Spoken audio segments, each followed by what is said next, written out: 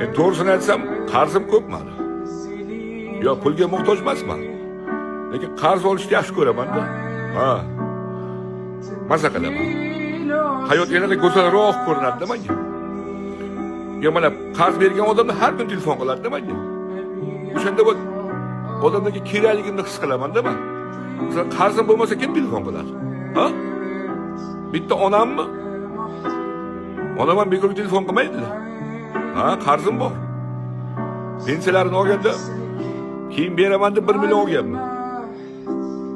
Zato soppa sog'lom tinchgina yuribman. Bilasizmi nima uchun? Chunki shu qarz berganlar har kun duo qiladi meni.